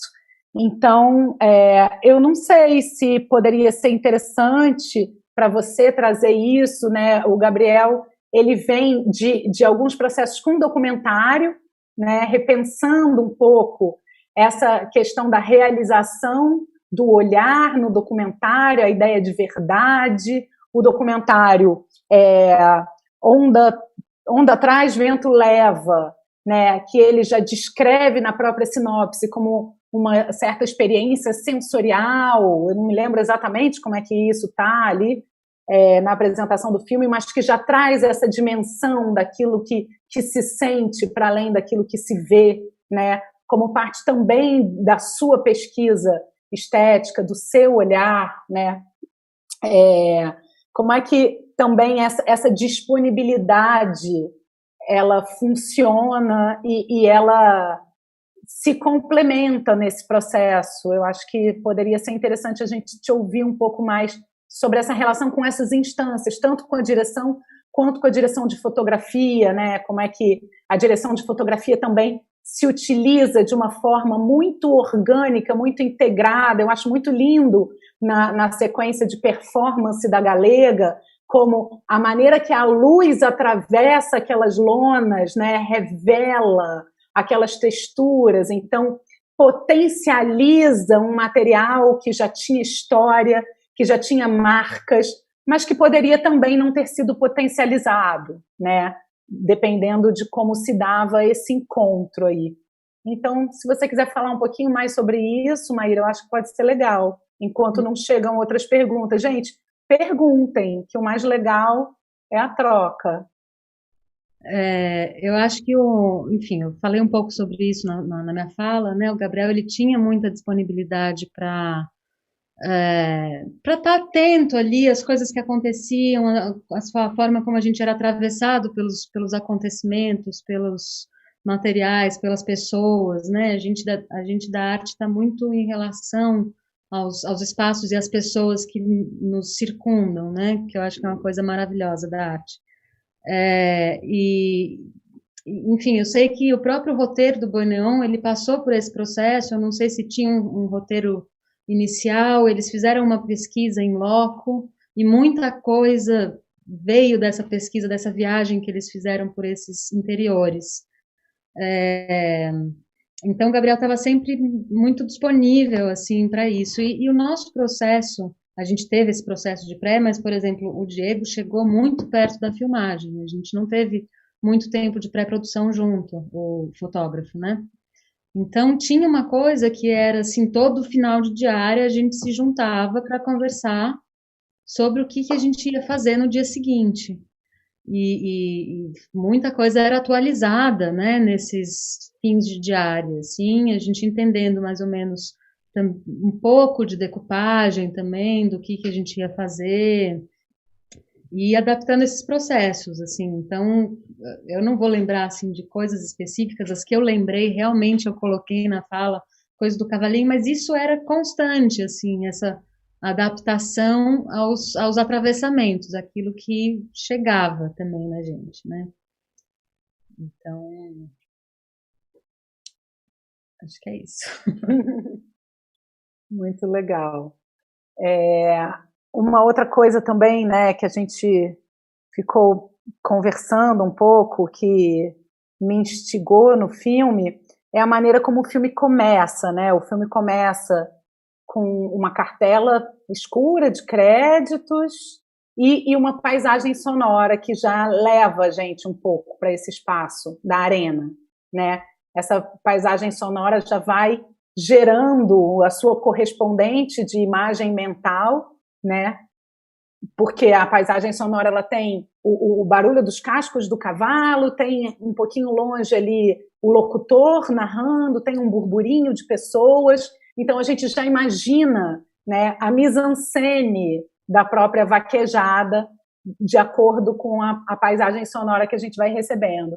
E a primeira imagem do filme não atende à nossa imagem mental, né? A primeira imagem do filme é uma imagem que é quase abstrata, a gente leva até um certo tempo para entender aqueles corpos bovinos entulhados, né? Uma cabeça com uma bunda, sei lá o quê, aqueles bois acumulados ali para entrar, de fato, na arena. E aí eu fiquei pensando muito nesse procedimento, assim, fiquei pensando muito em relação, né, à direção de arte, esse procedimento que o som já há algum tempo incorporou, que é esse procedimento disruptivo, essa separação daquilo que a gente ouve em relação àquilo que a gente vê, né?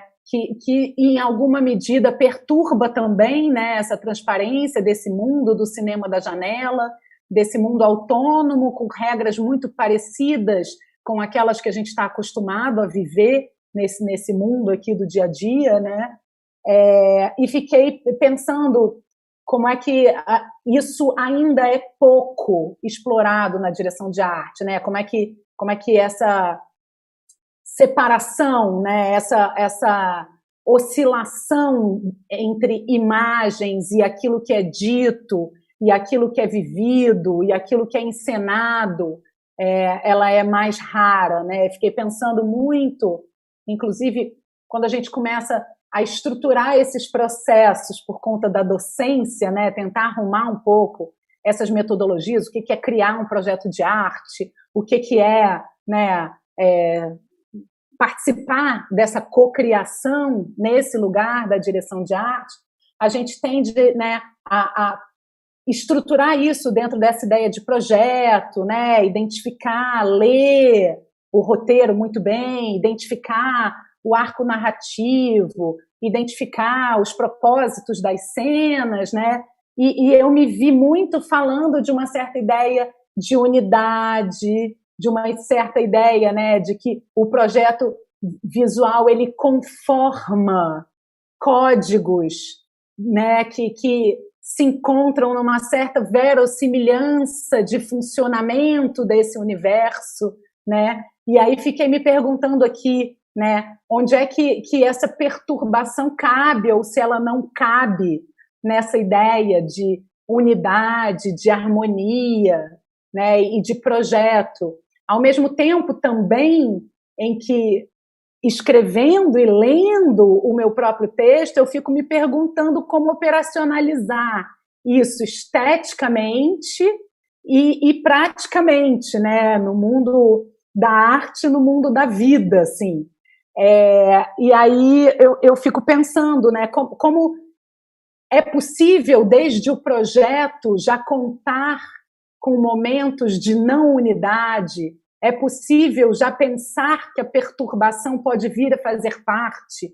É possível pensar que determinadas autonomias podem surgir em momentos de perturbação da narrativa, da unidade, da harmonia. E aí, enfim, eu te jogo um pouco isso tudo aí, Maíra, para você pensar tanto, né, no processo do Boi Neon, quanto, enfim, da prática, da direção de arte, da prática e da troca com as equipes. Tá. Acho que começar com o Boi Neon, eu acho que no caso do Boi Neon isso era parte assim do projeto como um todo, da experiência mesmo, né? Assim, quer dizer, se a gente pega essa primeira cena sobre a qual você falou, ele está construindo ali no som esse som da pista da vaquejada, e ele mostra o curral, né? Então, qual a ideia que a gente tem de vaquejada? A gente pensa logo que o que vai ser mostrado é aquele centro da vaquejada, e, na verdade, a gente está ali no backstage, nesse curral, né? Então, o que a gente está mostrando, né, de cada identidade, né? E eu acho que o filme ele se propõe o tempo todo a fazer isso, assim, a mostrar uma outra coisa, assim. Então, eu acho que para a arte, enfim, isso era a premissa, assim, né, para gente. Tanto é que a gente tinha que confrontar essa imagem de Nordeste, de sertão, de Agreste, mais clássico, esses ocres, essa terra, essa pobreza, tudo desgastado e tal, e trazer esses outros elementos, o plástico, as coisas novas, a roupa, o neon, as luzes, enfim.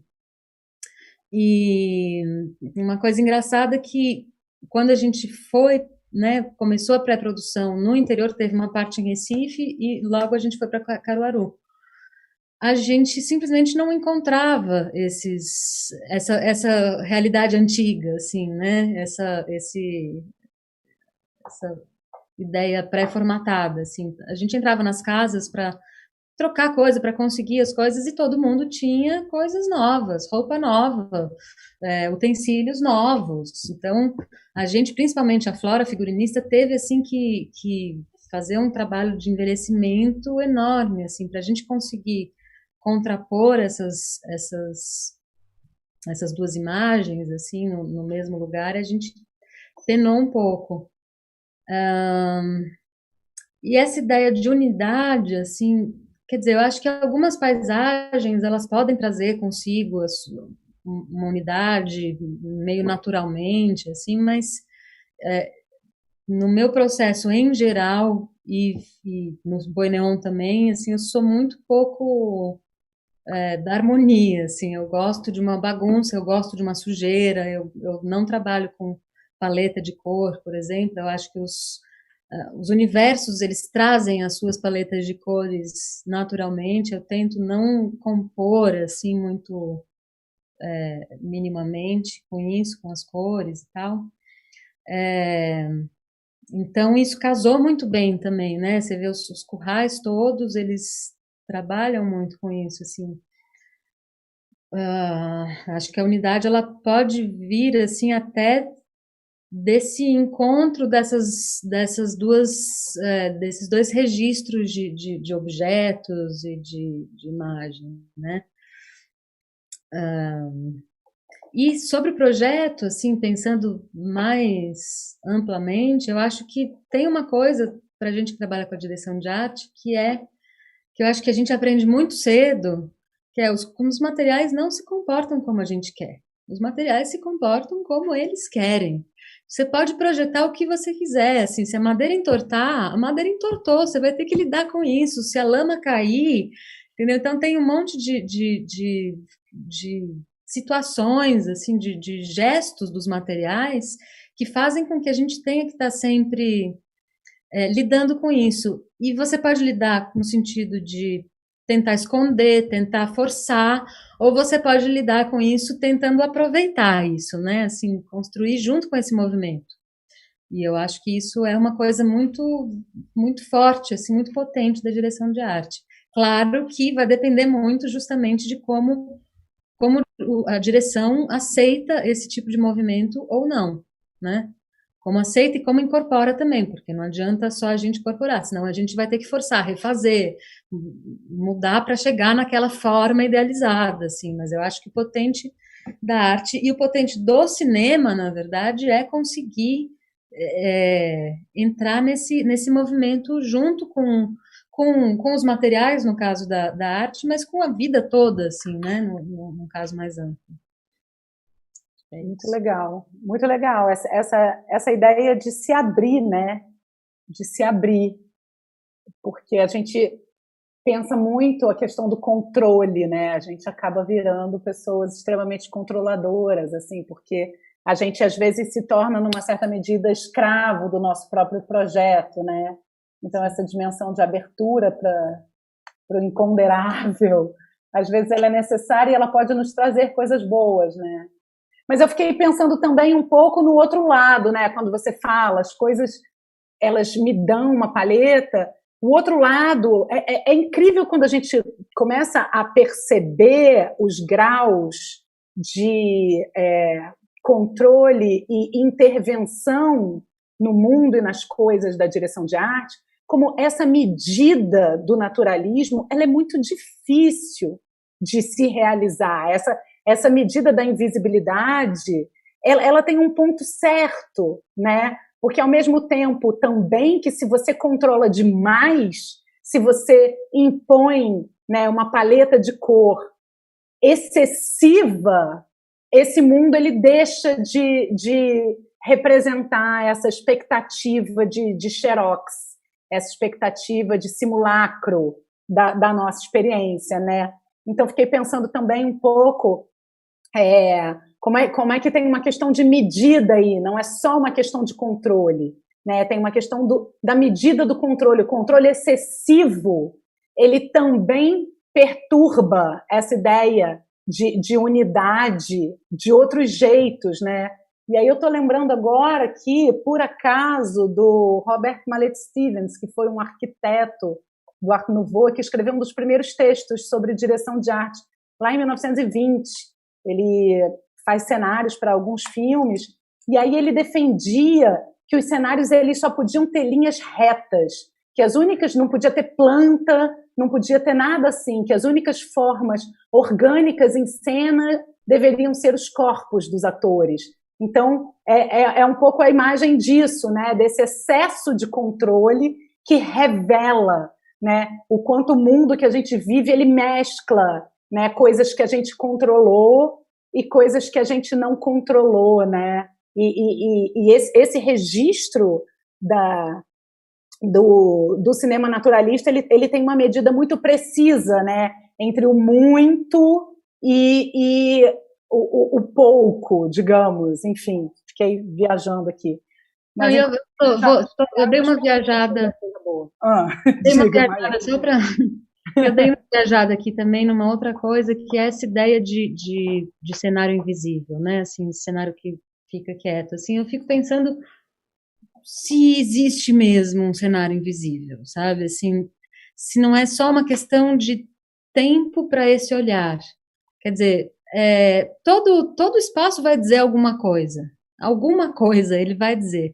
Basta a gente ter tempo para olhar para esse espaço, né? Que é uma coisa que o Goineon tem muito, assim, tem um tempo dilatado em muitas cenas que você consegue chegar a olhar para o entorno, olhar para o objeto, olhar para a ação, não ficar só assim na ação principal, no que está sendo dito. Eu me pergunto se é possível um cenário que não fala nada, sabe? Uma boa pergunta. E também como é que esse entendimento da invisibilidade ele muda, né? Do que é naturalista e do que não é. Eu tenho pensado muito sobre o neorrealismo italiano, assim, né? A grande referência da busca do real, dos não atores. Ninguém fala dos cenários de interior, né? Aquele interior daquele apartamento de ladrão de bicicleta é quase um cenário de teatrinho. Tem uma pintura de arte ali na porta, no batente da porta, que você quase vê assim, a trilha do pincelzinho fazendo os veios da madeira, né? Também como é que essa medida do olhar no tempo, você estava falando de um tempo de duração da imagem, mas me parece que também, né, me ocorreu com a sua fala o tempo de encontro com a imagem, né? Como é que aquilo que parecia verossímil para um tempo, para outro, deixa de suscitar esse efeito, né? Então, que real é esse? Que mímese é essa que a gente está fazendo hoje, né? E, enfim, que é o pretensamente invisível hoje? Enfim, são 1000 questões aqui. A Juliana Lobo colocou uma pergunta aqui para as duas. Olha que legal. Tem uma pergunta para as duas. Por que vocês escolheram a direção de arte dentro de todas as áreas do cinema? Pergunta super divertida de responder. A Iomana também colocou algumas questões bem legais aqui, que eu acho que eu vou ler em pacote, Maíra. A gente até que ainda tem um tempinho. A gente pode ficar aqui até às 9, mas não sei. Iomana, interessante pensar a direção de arte como responsável por criar referências de identidades e representação na subjetividade de quem assiste um filme. o quanto determinadas regiões ou grupos sociais são compreendidos por meio dessa representação guiada pela direção de arte. Eu acho que é uma outra questão importantíssima da gente pensar nos dias de hoje, né? Como é que a gente opera essas representações, né? E o cuidado importante, enfim. Acho ótima a sua pergunta. Iomana, eu pensei, de repente, não sei, você quer responder alguma primeiro? Eu posso falar um pouco, começar pelo começo aqui, pela pergunta da Juliana Lobo. Eu sempre falei isso com os meus colegas, e o Valente está aqui, ele pode comprovar. Ele falou que foi muito bom passar, não sei se ele está aqui ou se ele já foi embora, muito bom passar essa hora ouvindo vocês, parabéns. Eu, em um determinado momento do meu curso de cinema, eu entendi. Eu resolvi fazer vestibular para cinema sem entender por que eu queria fazer cinema. E num determinado momento do curso de cinema, depois que eu já tinha me engajado fazendo produção de arte dos filmes, né, da galera mais velha, fazendo assistência de arte, fazendo o que tivesse para fazer na equipe de arte dos filmes dos colegas de curso, eu entendi que, apesar do meu pai ter me dado, meu pai me deu na época do vestibular um livro do Paulo César Sarraceni, uma autobiografia que ele fala sobre ele. Então tinha um pouco dessa vida de trupe que ele narrava, um pouco disso que a Maíra fala, né? Da gente estar junto, da gente fazer as nossas andanças e essa... Eu amo o set, eu acho que o set é um lugar sagrado, assim. Então, eu acho que um pouco daquela narrativa dessa vida errante do cinema me fascinou, numa certa medida. Eu tinha uma certa inclinação para a imagem que eu não entendia muito bem qual era. Minha mãe é designer gráfica, então eu curtia o trabalho dela, né? Eu meio que me via fazendo a mesma coisa, sentava na prancheta dela e desenhava junto. Tinha uma coisa ali, né, da relação com a imagem, mas que eu não sabia onde é que ela ia se canalizar no curso. E aí, nessas experiências, eu entendi que, na verdade, eu fui fazer cinema porque eu gostava de organizar festa. Porque eu sempre encarei, né, que é muito parecido. E depois eu acho que eu ouvi, outras pessoas já falaram isso, né, como é que é parecido, que você se planeja bem, faz uma boa lista de convidados, junta pessoas legais, cuida do clima, né, para aquilo render bem, o tempo que tem que render, e acontecer as coisas que tem que acontecer, e aí quando acaba tá todo mundo morto, né? Então é isso. Eu respondo a pergunta da Juliana. Eu fui fazer cinema porque eu gostava de organizar e de ir à festa. E você, Maíra? Por que eu escolhi a direção de arte? Foi muito cedo, assim, foi tipo, logo no começo do segundo ano de faculdade eu já entendi que era direção de arte. Eu entrei no curso de cinema porque eu era atriz, na verdade, assim, na adolescência eu era atriz, queria ser atriz e tal, mas eu sempre fui muito do fazer manual, assim, eu sempre desenhei, construí coisas, eu tinha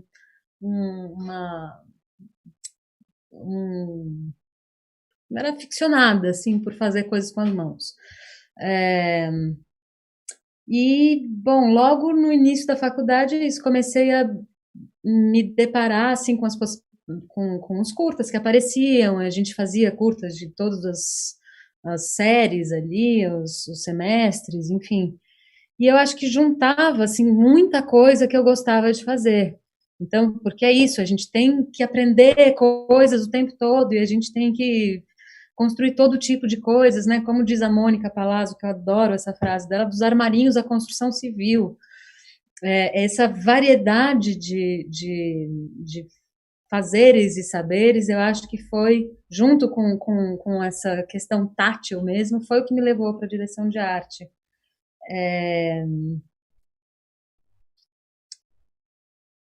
Eu acho que foi bem por aí. Também a possibilidade que a direção de arte dá da gente não ficar só no cinema, né? Então, assim, também nesse início eu fazia teatro, eu fazia dança, eu fazia o que aparecesse que pudesse ter um espaço e que tivesse que trabalhar esse espaço, eu estava fazendo. Depois a gente acaba tendo que ir escolhendo mais, né? Mas eu acho que essa variedade, pluralidade da direção de arte foi o que me chamou. Sim, é muito lindo isso, da quantidade de coisa que a gente tem que aprender, né? Da quantidade de domínios, assim. Numa certa medida, em algum momento, eu me senti, assim, comprometida a ter que dar conta desses perfis renascentistas, sei lá, desses grandes cenógrafos, né, que sabem tudo, sabem toda. Quando eu trabalhei na TV Globo também, com alguns profissionais mais velhos, né, daquelas pessoas enciclopédicas, assim, que sabiam tudo, que tinham, né, a história do design, do mobiliário e da arte de ponta a ponta na cabeça. Isso, numa certa medida, num tempo me assustou, assim. Mas quando eu me entendi e percebi que também a gente pode, né, aprender e desaprender, né? A gente pode pesquisar sobre coisas mais diferentes e depois esquecer para poder pesquisar outras, né? Então, esse lugar de aprender as coisas mais inusitadas que os projetos nos trazem é muito legal também, é muito lindo. E uma coisa que eu acho que é do cinema também, assim, da direção de arte do cinema, que é que a gente tem que aprender isso tudo, mas pode ser feito com fita crepe, sabe assim? Não precisa, assim, chegar ali sempre, né? Às vezes, sim, a coisa tem que ser mais estruturada, mas muitas vezes você põe um negocinho aqui, põe um negócio embaixo segurando e pronto, agora vai. Sim, sim, muito legal. Muito bom. É muito mágico, né? E tem essa coisa da mentira, né? Eu adoro dizer isso. A gente mente, a gente adora mentir deslavadamente. Bom, temos aqui a pergunta da Iomana. Eduardo fez uma outra pergunta boa aqui, uma boa provocação. Ele pergunta, né? Você que viveu durante um bom tempo a experiência de ser parte da indústria funcionando no ápice, na Globo, como se consegue operar com a sua arte sem trocadilho nessa estrutura? E aí eu acho que dá para sair da experiência da Globo, porque na verdade na Globo eu trabalhava na produção de arte, e aí é um lugar muito inscrito, mas eu acho que a gente pode pensar até mesmo realizando longas metragens, né? Com equipes mais profissionais, né? E a gente fala daqui do eixo, a gente fala, né, do Rio e de São Paulo, então eu acho que é pensar um pouco, né, como tornar concretos esses desejos de arte e de mundo, como operar, né? Mas, enfim, antes temos a Iomana, sobre a questão das representações, né? Regiões ou grupos sociais são compreendidos, né? E talvez até criados, eu acho que a gente pode dizer, né, Iomana? E aí o Eduardo falou da Globo, eu acho que a Globo, ela contorna, né, esse processo do contorno de identidades a partir da representação audiovisual pode ser muito bem exemplificado por alguns personagens. Você quer falar um pouquinho sobre isso, Maíra? Olha, não, eu acho super importante isso que ela está falando. Quer dizer que, eu acho que o Boi Neon, nesse sentido, ele também é, assim, um grande caso, né, assim, de que forma que, porque a gente tem um personagem ali, por exemplo, a gente a gente da arte, né, assim, constrói esse universo completo desse personagem, ou de um espaço, enfim, e a gente pode seguir uma linha, digamos, mais seguir assim aquilo que se espera desse tipo de personagem, né? Ou aquilo que com mais frequência costuma identificar esses personagens ou essas situações ou o que seja. E a gente pode também subverter isso, né, em alguns lugares. Então, são escolhas que, na verdade, são muito importantes. Elas têm, acho que, questões ideológicas, assim, ligadas a ela muito fortes, que podem passar desapercebidas, eventualmente, se justamente não tem tempo para olhar para isso, eventualmente, mas entra também, né, nem que seja na osmose, assim, de alguma forma isso entra. Então, eu acho que e cada vez mais, assim, isso tem sido discutido, assim, não só dentro da arte, né, estou falando geral. Então, acho que cada vez mais a gente se preocupa com isso. E eu acho que não só do ponto de vista político e ideológico, mas sensível também, né? Assim, como que você dá profundidade para as situações, para os personagens, para os espaços, desconstruindo um pouco as expectativas que a gente tem disso, né? Acho que em todos os âmbitos. Sim, muito legal. E é isso, né? Eu acho que a consciência, né, desse encontro da representação com as pessoas e com a forma como as pessoas se imaginam e, eventualmente, até com violências que essas pessoas sofrem, né? Ela é muito importante para a gente também, a partir dessa imaginação, porque no mundo do cinema a gente pode imaginar o que a gente quiser, né? Que bom, né? E pensar que essas imaginações, será que quanto mais a gente imaginar essas representações, né, de maneiras que né, determinados corpos sofram menos, que determinadas possibilidades existam para, né, determinadas pessoas, por que não imaginar? E se a gente, né, pensa só no sentido contrário, né, em uma imagem que reproduza o que já está dado, né, o quanto a gente está perdendo, né?